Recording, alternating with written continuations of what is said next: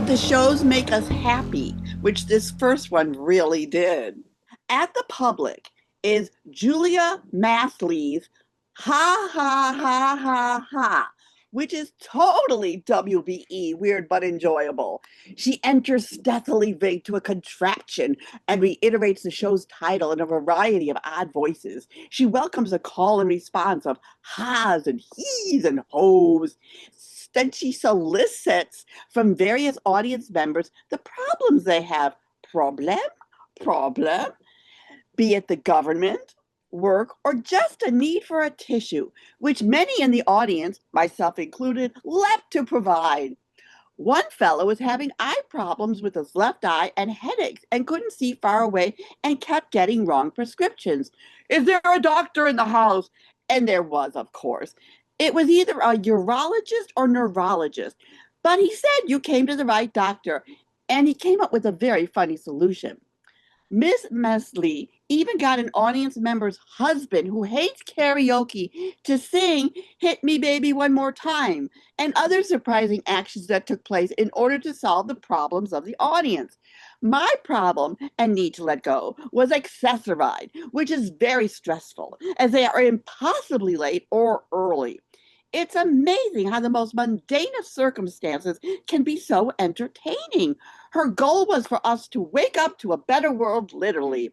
You can see this several times as it will be different every time. The only thing that I think is constant is that she asks for your sock. So bring a ratty old sock with you that you were going to throw out anyway. Unfortunately, I wasn't wearing socks that evening. This was pure escapism at its best. Major ha ha ha ha happy face. Also at the Public, through June 15th, Goddess. Sahim Al's Goddess presents a production that is visually captivating and leaving me wanting a bit more. Music and lyrics by Michael Thurber and additional book material by James I. James. Set against the backdrop of a vibrant Mombasa nightclub, Moto Moto in Kenya, this new musical explores themes of love, creativity, and government oppression through the lens of a community fighting for its right to exist. A goddess figure, Nadira, poses as a club singer while creating romantic complications. Government persecution targets the club, which is a sanctuary for marginalized communities. Tangled in the dispute is the governor's son, with political ambitions of his own that are at odds with his father. This production certainly feels timely, and one of its greatest strengths lies in Daryl Grand Moultrie's choreography. I also would like to give special recognition for the night that we went, seeing Awa Sal Seka's performance as Nadira, who stepped seamlessly into the role. Unfortunately, where Goddess falters is in its foundational elements. I didn't find the music to be particularly memorable. I found the story to also be lacking a bit. There were multiple plot lines and the narrative became difficult to follow at point. And while the second act made good attempts at trying to bring the threads together, I just found this book ultimately to feel a little bit scattered and unfocused. The central premise definitely was top of mind, but the execution I felt didn't quite deliver. Overall, I give it a happy face minus. I thought Sahim Ali's Goddess was really wonderful. There were some familiar plot tropes in it that I rather loved, which was Brigadoon, Lost Horizon, Footloose, Roman Holiday, Little Mermaid. So all these wonderful, so I loved it. Anyway, the Geo Trio acts as a Greek chorus narrating and commenting on the action taking place, and they were fabulous. Marimba, that's Nadira's goddess name. She has an evil goddess for a mother who wants her to be goddess of war and wants her to cause wars and violence. Marimba instead loves music and wants to unite everyone with music and not drive them apart with violence. That's when she takes on the human form as Nadira, and she stays in this jazz club in Mombasa, Kenya called Moto Moto, where people gather to hear her sing and dance and follow the old gods and goddesses. She can't leave the premises if she wants to keep her human form. Moto Moto is run by Rashida. The MC is Ahmed, who pursues Rashida to go on a date with him, but she constantly rebuffs him, while Nadira went on one date with Madongo, who owns the club, and he is now obsessed with her. And frequenting the bar is the shaman Balozi, who gives readings while conversing with the gods for answers to the humans' questions. Omari comes back to Mombasa after pursuing his education in America. His father Hassan is the governor, but needs to step down due to his bad heart. He wants Omari to take over, but secretly, Omari prefers music and playing the sax. Sati is his loving mother, and we got an understudy for that one too, Paris Lewis, wonderful, who only wants her son to marry and be happy, and her husband to stay calm and be healthy. Chechi, Omari's fiance since they were kids, is excited for Omari's return and planning their wedding. Just like Nadira, Omari's future is all mapped out by his family for him to be governor and shut down places like Moto Moto and marry Chechi, who agrees with the family that Motomo is a den of iniquity. Will Omari choose duty to the family over his need to play the sax and sing? How long will Nadira be able to keep her human form and escape her evil mom's wrath? Will Ahmad and Rashid, the comic subplot, ever get together? So there was this sort of duty versus music going on. This show is high energy and visually stunning, just like Benjamin said. And so, what if we couldn't understand lyrics when you had the remarkable dancing to reflect on? Goddess is an exciting new musical that does what musicals do best. It shows how everything can be made better with music. Maybe the government needs a sing along. Happy Face Plus. Point Loma, written by Tim Mulligan, is a ghost story inspired by strange things he actually experienced at a friend's house in the Point Loma neighborhood of San Diego, which also has a famous haunted lighthouse and graveyard. The play features a ghost hunting podcast team on assignment as they move toward a haunted mansion. One of the pair is traumatized by what they experience, and the future of the podcast is hanging by a thread. The action moves to the home of a comatose patient on the site of a former military hospice. The daytime nurse and her new nighttime replacement experience increasingly shocking ghost events. Can the podcast team be convinced to explore what could be their most terrifying and sensational case yet? The show is very creatively and skillfully directed by Ken Wolfe. He makes excellent use of the theater space and its stadium seating center aisle, so that the audience feels immersed in the podcast and surrounded by ghosts who travel up and down the aisle. The set design is clean and appropriate for both the haunted mansion with its sheet-covered furniture and the comatose patient's kitchen, where some scary special effects are perfect. The ghosts themselves, donned in partial head coverings and flowing white capes, fit right in. I absolutely loved the premise of this show, and the actors performed with gusto, although the tone of the show was both serious and silly in equal parts. If you're in the mood for something lively and the subject of ghostly happenings interests you, I recommend Point Loma. I give a happy face. Currently playing at the Vivian Beaumont Theater at Lincoln Center is the musical Floyd Collins, written and directed by Tina Landau with lyrics and music by Adam Gittell. It is the true story of a 1925 incident in America which became the first nationwide media sensation. Floyd Collins, who was a Kentucky sharecropper, was looking for a cave on his family's land, which he might be able to exploit by turning it into a tourist sensation, because in those days, people would actually travel to see stuff like that. And unfortunately, he goes spelunking alone, gets trapped deep in a very narrow passageway, has a rock fall on him, and the play goes from there in a series of attempts to free him, or with interactions with his family members, his brother, his sister, his parents, an engineer who's trying to get him out, and the radio and newspapermen who descend on the town and literally turn it into a carnival. I mean, here's this guy 150 feet underground in the dark, and above ground there's food stands and there's clowns and there's little rides, and everybody's having a good old time while they wait to see Floyd get rescued.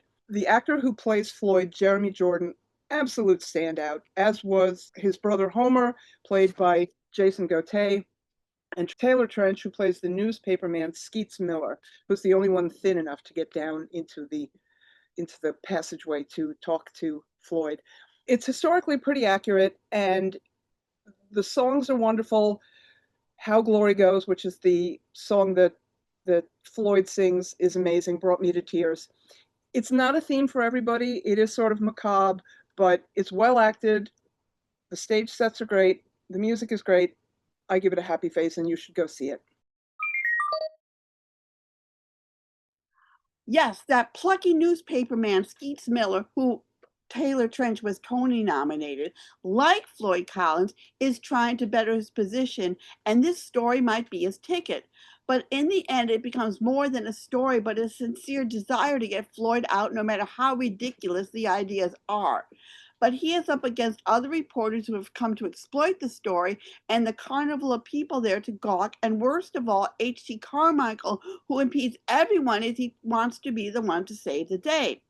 The appealing Jason Gauthier as Floyd's younger brother, Homer Collins, also feels that he can get his brother out as he has done in the past, while Floyd's mentally delicate sister Nellie, played intensely by Lizzie McAlpine, finds her deep mental connection to her lucky brother will free him.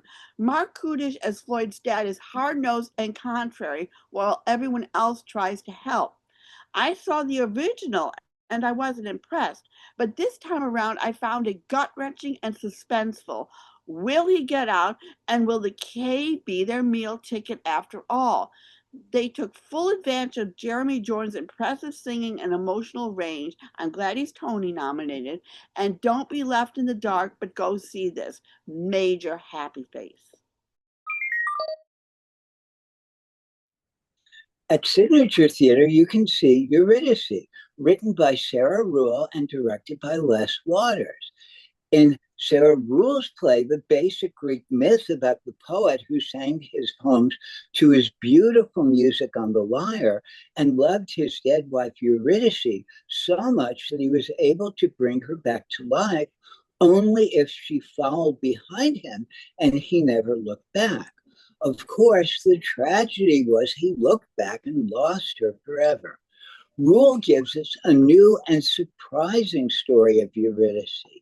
The line between living and death is more permeable than usual. In honor of Eurydice's impending marriage to Orpheus, her dead father writes her a loving letter with wise advice.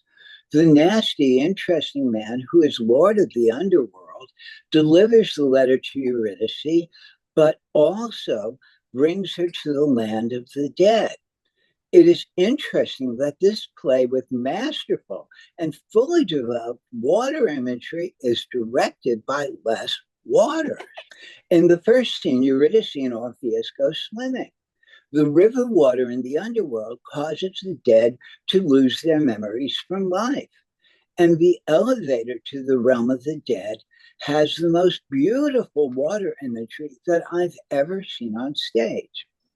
Like the myth, Ruhl's play is sad, but its emphasis on the father-daughter bond makes it more relatable and sentimental.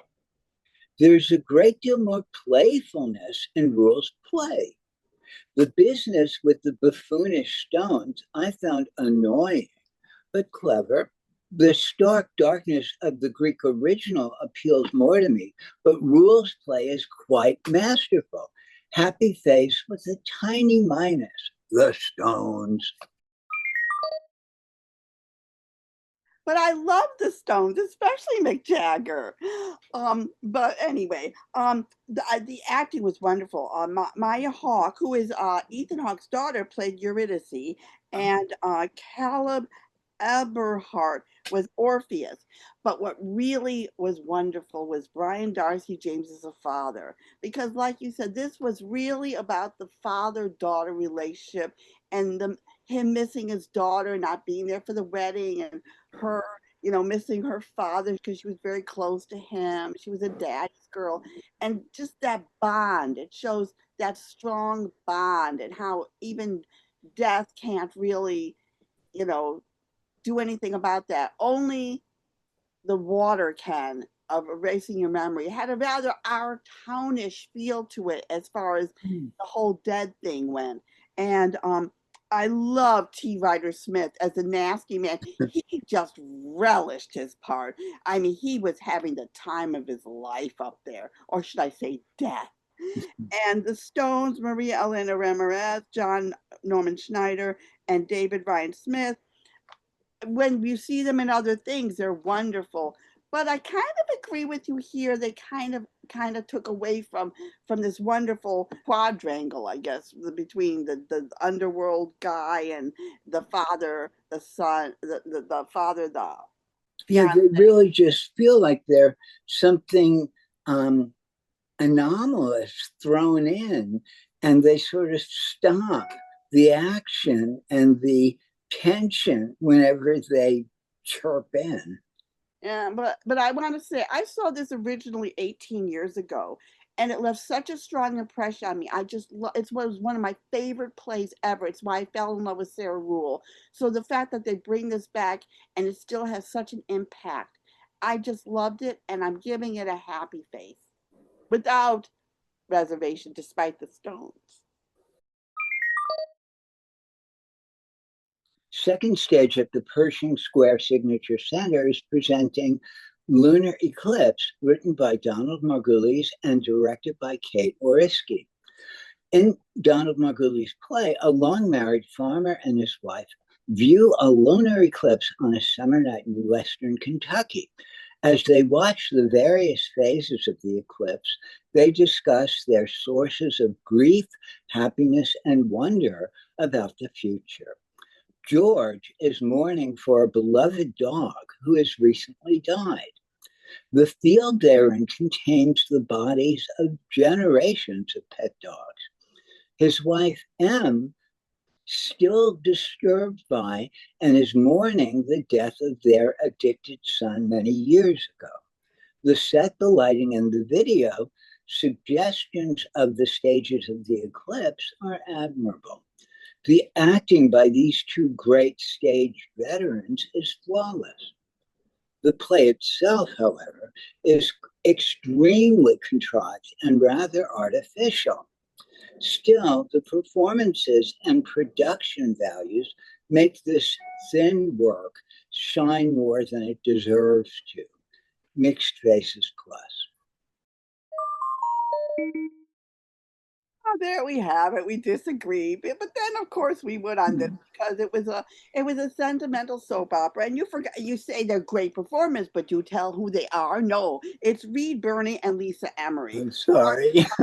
two of the most finest actors we have, and I'm so glad Reed Birney decided not to retire. But no, this is to me a very moving play because it's like scenes from a marriage. You have this long time marriage, and we see how they meet and how you talk to each other. After maybe who knows, they may have been married for 50 years for all we know, and and how they've gone through life together and how they think about each other and they still can have a conversation with each other after all these years. So it was really, because so many marriages fall apart, to see a long marriage with them still loving each other. And yes, what happens with their child Tim is horrible, and how he reacts, and the way they feel about they're coming to the end of their lives and they know it, and what's important, what's not important, and what's to remember, what's not to remember, which is interesting when you think about Eurydice, which is also about remembering dead people, your loved dead people. So and we should say the scenic design was by Walt Spangler, and the lighting design, I'm sorry if I mispronounced your name, is Amit Chandrasekhar, and the video design was S. Katie Tucker. But I love this play, and it was just and if you're a pet owner, if you're in a long marriage, if you are a farmer, if you love the stars, there's so much to love about this play, and I'm giving it a happy face plus.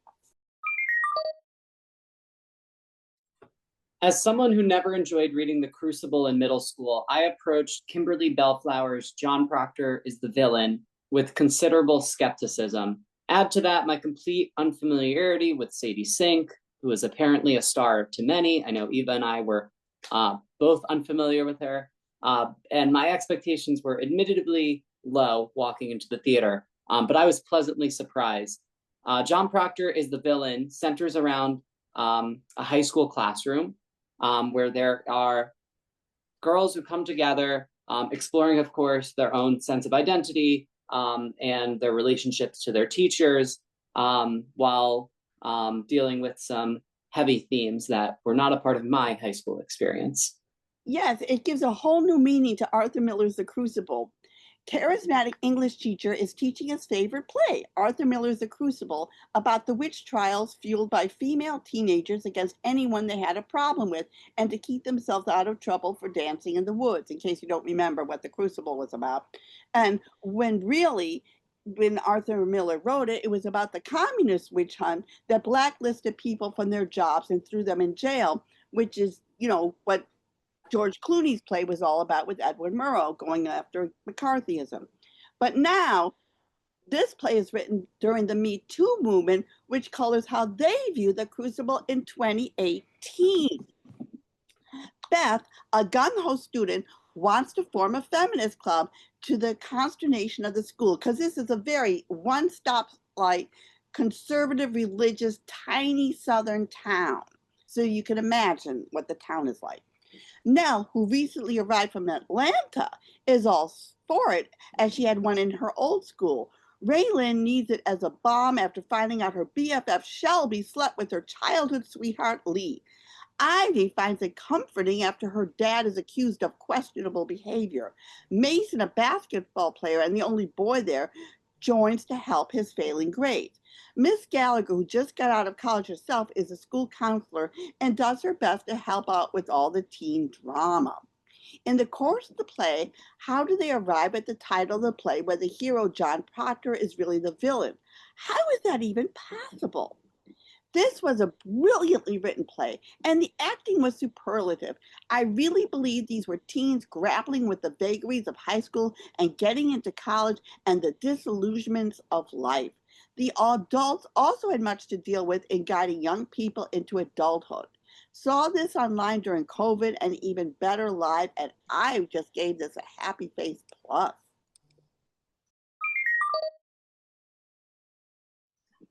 I found this show to be compact, running a brisk 1 hour and 45 minutes without intermission and not wasting a single moment. It tackles heavy themes with surprising deftness and created an experience that felt timely and honest. What impressed me the most was handling Gen Z, their curiosities, their sense of selves. And despite focusing on contemporary teenagers, it was really refreshing to see nobody's constantly staring at their phones. I would say the show is definitely not for everybody. It's richly layered with pop culture references that are definitely particularly resonant for younger audiences. And its exploration of complex social dynamics might resonate more with younger female viewers. I find these are, of course, perspectives that are not typically shown on a Broadway stage, so that further makes it feel fresh. One of the standout performances, and I'm not the only one to think so, as they are Tony nominated, Fina Straza, I felt deserves special recognition. She is barely off stage for a moment throughout the show, and she passionately explores her character's relationships, individuality, and interests with a remarkable vulnerability. The real magic comes in its final scenes, and without spoiling anything, it just builds to a moment of genuine and palpable joy. The cast overall is, of course, very talented, and you could really feel their chemistry coming alive even beyond the stage they were standing on. And we should mention that it was directed by Danya Taylor, who did an incredible job of directing this. But yeah, overall, it's a moving and truly unique show that's running and continues to get extended. And for that, I give it a happy face. David Mamet's Glengarry Glen Ross deals with the art of the real estate deal, with a group of men desperately vying for being top of the leaderboard to get a new car as an incentive to bring in the most money and sales. How far will they go to get back on top? The 2025 Broadway revival of David Mamet's Glengarry Glen Ross arrives with considerable fanfare, and for the most part, it lives up to its expectations. The production showcases both razor-sharp dialogue of Mamet's and a magnetic pull of a kind of Hollywood stunted cast. The production design immediately commands attention with its visually striking set work. There are seamless transitions between The first act being in a dimly lit Chinese restaurant, and the stark fluorescent reality of the 1980s real estate office in Act 2.